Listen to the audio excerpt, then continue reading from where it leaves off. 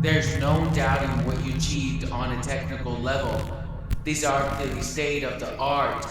There are just certain design choices that were made for these robots that we don't fully understand. We were hoping you could shed light on some of those. Gee, thanks. She can sing. She's equipped with the built-in helium tank, true playing balloons right at her fingertips. She can take song requests. She can even dispense ice cream. With all due respect, those aren't the design choices we were curious about, Mr. Afton. Sister Location, one game that flips an entire generation of FNAF timeline experts upside down, causing Scott to troll the fandom on a game that was cancelled until he released it. Following the closure of Fazbear Entertainment, many failed locations, William Afton makes a decision that fundamentally changes the direction of Five Nights at Freddy's story. Rather than continuing to work with the structure of Fazbear Entertainment, a company increasingly associated with disappearances, cover-ups, and tragedy, often choose to separate himself entirely. On the surface, this appears to be a calculated business move, distancing himself from a brand plagued by controversy. In reality, it is something far darker. William Afton does not leave behind his obsession with control, experimentation, or murder.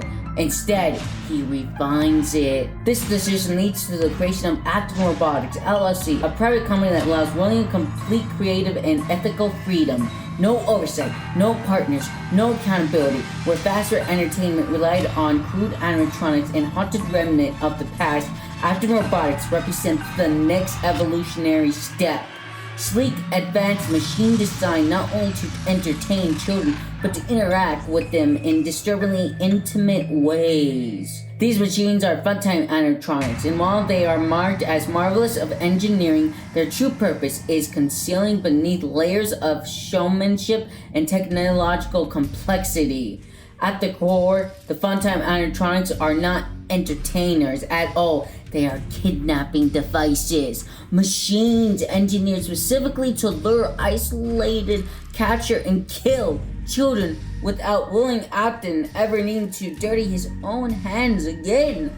This marks a crucial evolution in Afton's character, where earlier murders may have required direct action. Sister Location reviews a man who has learned to externalize violence. The machines become extensions of his will. They are his tools, his proxies, and ultimately his undoing. Unlike the original Freddy Fazbear characters, the funtime animatronics are designed with unsettling characteristics which are intentional. Each one fulfills a specific role within Afton's system, functioning less like mascots and more like specialized components in a machine of death. Their bright colors, smooth movements, and cheerful performance are deliberate camouflage, a grotesque inversion of the innocence they pretend to represent. Ballora, for instance, is not merely a dancer. Her purpose is distraction. Her music, graceful movements, and hypnotic presence are meant to draw attention away from what is happening elsewhere in the room. She embodies misdirection, ensuring that parents, employees, or other children are focused on spectacle rather than danger. Her blindness, or apparent blindness, adds to this symbolism, suggesting willful ignorance both from the character and from the adults who trust these machines. Funtime Foxy serves a more insidious function. Unlike his earlier incarnations, this version of Foxy is explicitly designed to mimic voices, particularly those of parents. This feature transforms the animatronic into a predator that exploits trust itself. A child hearing a familiar voice calling their name would have no reason to suspect danger. Funtime Foxy represents the weaponizing of comfort and authority, turning something inherently protective into a lure. Bon, often dismissed as a secondary accessory to Funtime Freddy, plays a critical role as well. Rather than being a comic relief, Bon functions as a tracking and monitoring device, possibly scanning for adult presence or identifying when it is safe for an abduction to occur. This transforms Funtime Freddy into a coordinated system rather than a single entity. The quality reinforces the idea that these animatronics are not characters, but mechanisms. Funtime Freddy is equipped to physically seize children and store them within his body. His boisterous personality and exaggerated humor acts as distractions, making his violent function behind laughter and noise. Circus Baby, however, is the counterpiece of Afton's design and the most tragic. She is explicitly built to attract children, offering ice cream, games, and personalized attention. Her torso contains a storage chamber designed to conceal a child once captured. Baby is not just two. She's the embodiment of Afton's perversion of parenthood. She offers joy while delivering death, all under the disguise of care. Together, all these animatronics form the core of the kidnapping system, supported by other animatronic specialized roles. This ensemble reveals a chilling truth. William Afton did not simply want to kill children. He wanted to perfect the process, to automate it, to reduce human error and emotional interference. Murder becomes a system. But William Afton's obsession with control ultimately betrays him in the cruelest way possible. Despite all his plannings, all his safeguards, and all his confidence in his creation, he fails to protect the one person he likely intends to keep safe, his daughter. Circus Baby, the animatronic designed to lure and capture children, kills Afton's daughter in a tragic accident. Whether this was due to mechanical failure, miscalculations, or simple hubris, the result is the same. Afton's own creation turns against him, not out of malice, but out of obedience to its design. This moment is one of the most important thematic pillars of Sister Location. William Afton is not punished by an external force, but by the logical conclusion of his own actions. This event reframes everything that follows. Baby's sentience, her guilt, her manipulation, and her desire to escape are all rooted in this moment.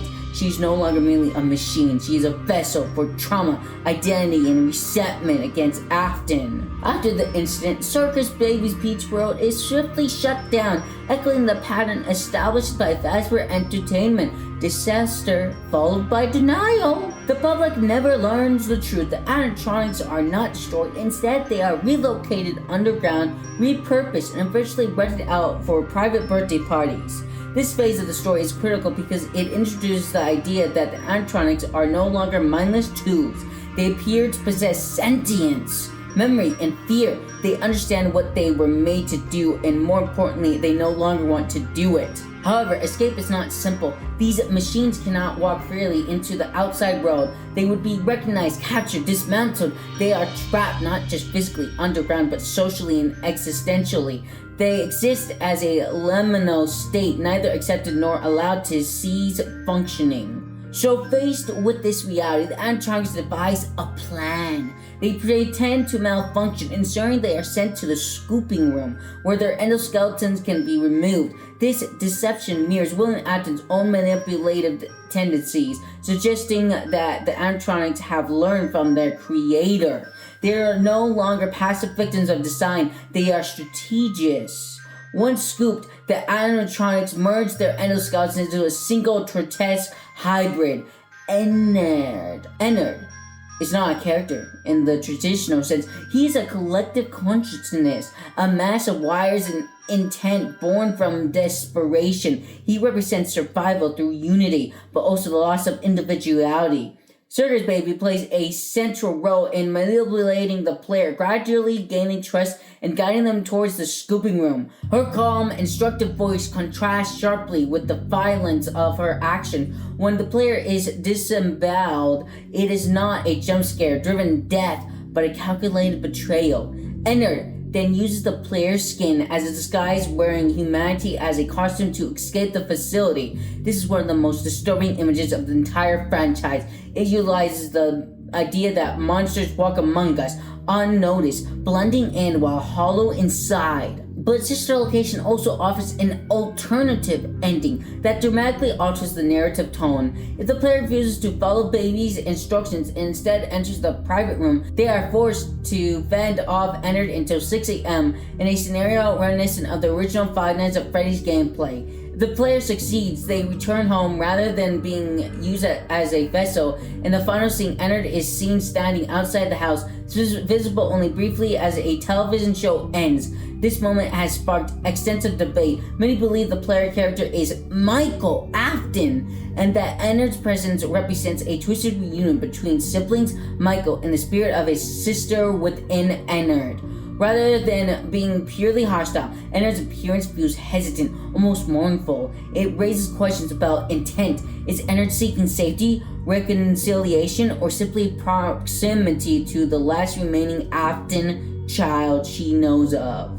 The true narrative weight of Sister Location is fueled through its custom night cutscenes. As night progresses, the player's body begins to decay, the skin turns purple, the illusion collapses. Ennard, no longer able to maintain the disguise, ejects himself from the body and escapes. Yet the player does not die. At Baby's urging, the player is somehow revived. This defies logic, biology, and expectation. It confers that the protagonist is not an ordinary human. Completing the Golden Freddy preset in Very Hard unlocks the final revelation. The player character is Michael Afton, William's son. Michael refused that he was sent to the facility by his father, possibly as an experiment, a test or punishment. He acknowledges that the animatronics mistook him for William. This detail is crucial. It's just that Michael is paying for his father's sins, both symbolically and literally.